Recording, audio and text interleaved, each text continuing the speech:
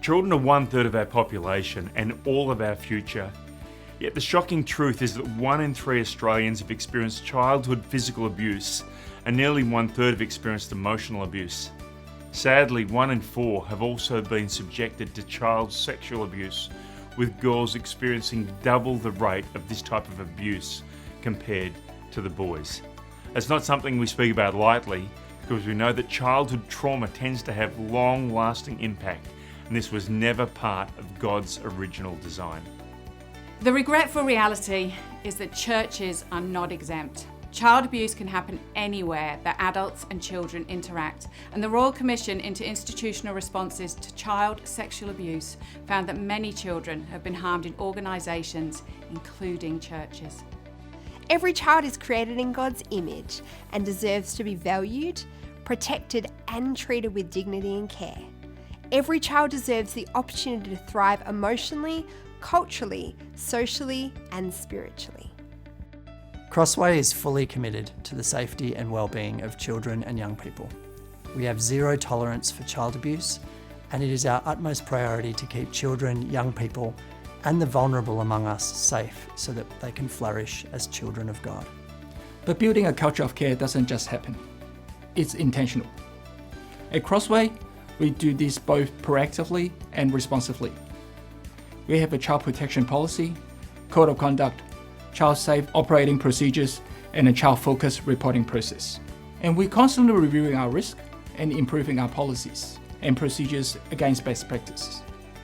So we invite every one of you in our community, including our young people and children, to share your view, your insight with us, so we can improve.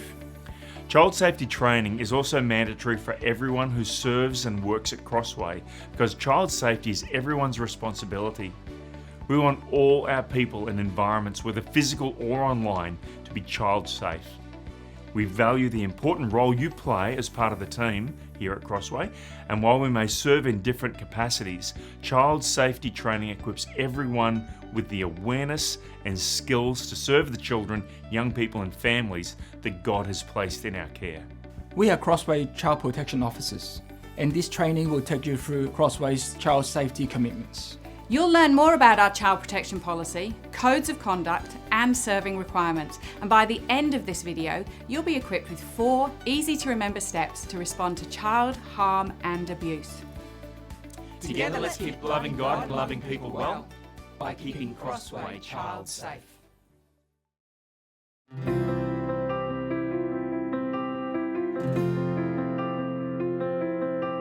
The federal government has 10 national principles, and individual states and territories have separate child-safe standards and compliance requirements for their jurisdictions. We have a legal obligation to comply with these principles and standards, and where there are variances across states, you'll notice that our child protection policy holds us to the highest standard.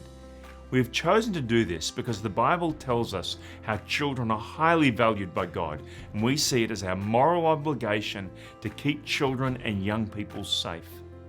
Before you serve on team, you'll be asked to agree and abide by a code of conduct, which outlines expected as well as unacceptable behaviour for everyone who serves with us. We have a responsibility to all members of our community, but we have specific obligations towards children and young people under 18. So please take special note of the section pertaining to our commitment to child safety and well-being. You will also be asked to secure a Working with Children check before you serve on team or work at Crossway.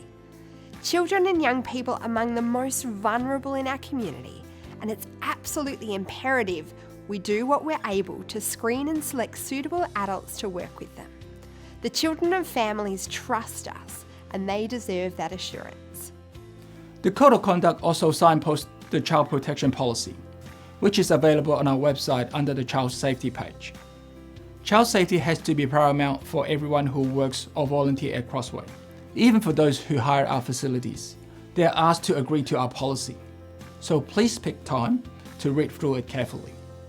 The Child Protection Policy also contains general procedures to keep children safe, but your ministry area may have additional processes for your specific context. Certain parts of the Crossway group, such as Life Care and Crossway Preschool, may also have additional professional standards to comply with as well. Please ensure you complete any assigned training such as this one before you serve. If you have any questions or concerns, please speak to your Crossway staff supervisor, who will be more than happy to help address them.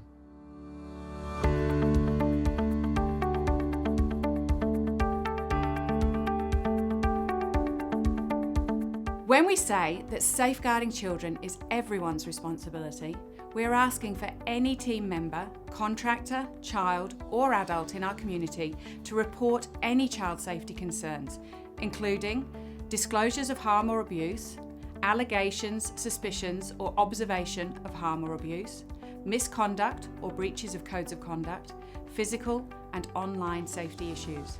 We're going to focus the next part of our training on child abuse because it tends to be more nuanced and unfortunately more widespread than we realise. If we can recognise it, we can help minimise it. Statistics from the Australian Institute of Health and Welfare are staggering when it comes to alleged maltreatment of children and young people in a one-year period, and these only represent reported cases.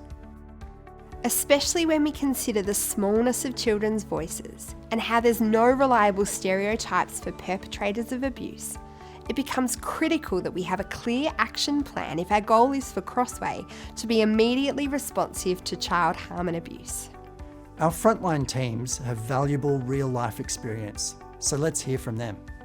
When we speak about child safety, we're not just safeguarding little ones, but everyone under 18 who participates in our programs or accesses our services and facilities. This includes Crossway Youth, life care counselling clients under 18, and Kids Coach participants meeting with their mentors at their schools. We're asking you as Team Crossway members to keep your eyes and ears peeled as you serve.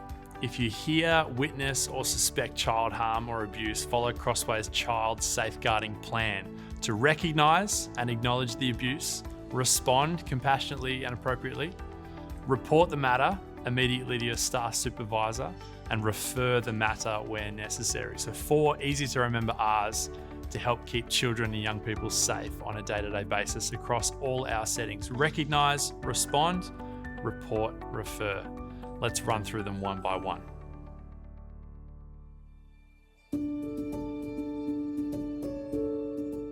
The first step towards recognising abuse is to be aware of what it entails. Some of you may find this next part of the training difficult or distressing. If so, we encourage you to pause the training or step away for a moment to take care of your mental well-being as needed. When you're able, we encourage you to come back in order to hear the important information that we need to outline in relation to responding to and reporting abuse. It's essential that we all have a shared understanding of what abuse is, so we can immediately address it if we come across it. Abuse is anything that endangers or harms a vulnerable person's physical or emotional health, development, or dignity. It can be caused intentionally or by neglect, and it is usually inflicted by a person in responsibility or power relative to the child or young person. There are 4 main types of child abuse, and unfortunately they usually occur in combination. The first one, physical abuse, is when physical force is intentionally used against a child which can likely harm their health, survival, development or dignity. This may include hitting, beating, kicking, choking and shaking. The second one, emotional or psychological abuse, happens when a child or young person is repeatedly criticized, terrorized or rejected until their self-esteem or social competence is damaged. Think yelling or anger that's crossed the line, basic emotional nurturing that's been denied, or children who have been misguided towards deviance or antisocial behavior. Exposure to domestic violence also causes profound suffering, which is considered emotional abuse. Number 3 is when children and young people suffer neglect, when their parent or caregiver fails to provide basic needs they're entitled to, like accommodation, food, education, healthcare, and appropriate supervision. Neglect can be one-off incidents or happen over a prolonged period. Sexual contact between an adult and a child is illegal, as is sexual contact between a significantly older child and a younger one. The law recognises that victims may not be in a position to give informed consent, so claims that sexual acts are consensual are invalid. Strict laws also protect children from incest and sexual abuse within the family. Online sexual abuse is also a rapidly growing issue, with grooming, inappropriate emails, texts, and online interactions violating children's rights. Technology has just made it too easy for photos and videos to be obtained and proliferated, even commercialised, and many children and young people are shamed into silence for fear of exposure, adding an extra layer of trauma to their experience. Child abuse isn't always obvious, and we're not going to delve into specific scenarios in this training, but our child protection policy has a section on indicators of harm which you should review. We want to reassure you though, that you're not expected to investigate or verify any claims you come across. It's enough if you have a reasonable belief, meaning that there are facts and an objective basis which lead another reasonable person in your position to think a child or young person might be suffering abuse. If that's the case, we ask that you proceed to the next step of our Safeguarding Action Plan to respond to the suspicion, allegation, or claim.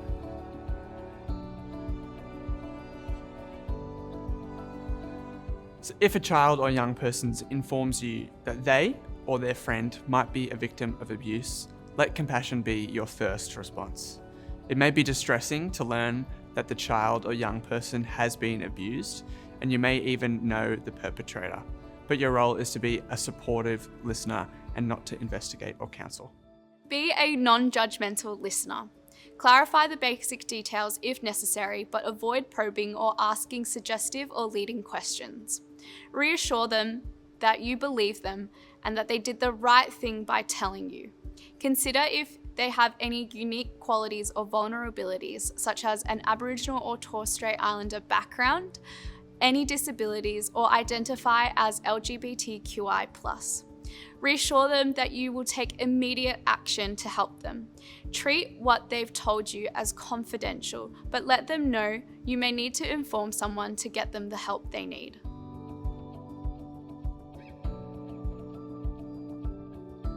The next step in our Safeguarding Action Plan is reporting.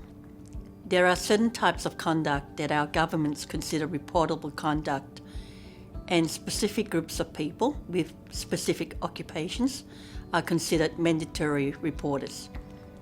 If you fall into that category, you must comply with the government-mandated reporting processes. But for Crossway's purposes, we ask that anyone with child safety concerns speak up, regardless of whether or not you fall into the mandatory reporter category. Record precise notes about your concerns. Note details about who, what, why, when, and where incidents occurred, and include the times and dates if possible. Write objectively and factually, because clear and accurate reports can assist subsequent investigations. Do this as soon as possible and report your concerns to a Crossway staff supervisor without delay.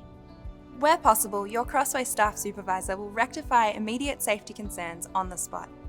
However, they may need to escalate your concern that you've flagged. There are multiple channels, but often the Crossway staff member will use an incident report to capture the incident, accident, near miss, or abuse allegation you've raised.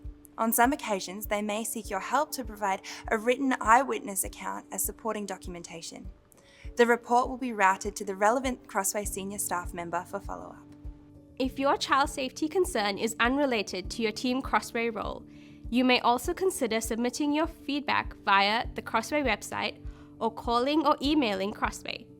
Feedback of a more general nature may be submitted via the feedback form on our website, and for specific child safety complaints, you or any other child or adult may also use the complaint form on our child safety webpage or email the Child Safety Officer's email address found in our child protection policy.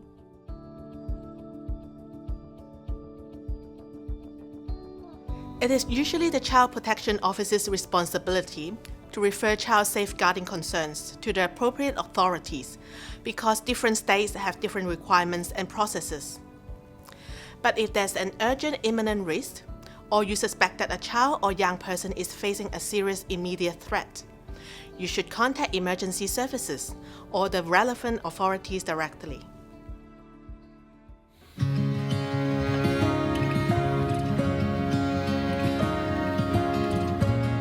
I know this training's been a lot, And because abuse is widespread and indiscriminate, for some of you, it may have been more uncomfortable than for others.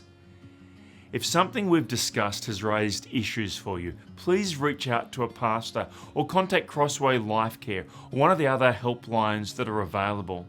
Whether you or a loved one has been personally affected, know that you are known, you are loved, and that your life matters. It would have taken great courage for you to continue to review this training, and we're so thankful that you're partnering with us to keep others safe. For others, maybe you think you're just a regular follower of Jesus and looking to serve God and care for the next generation because you know that children are a gift from God. God does extraordinary things when ordinary people seek to serve Him. Know too that every bit of what you're doing matters. Let's keep joining together to love God and love people. Let's make Crossway a safe place where children, young people, and families can flourish.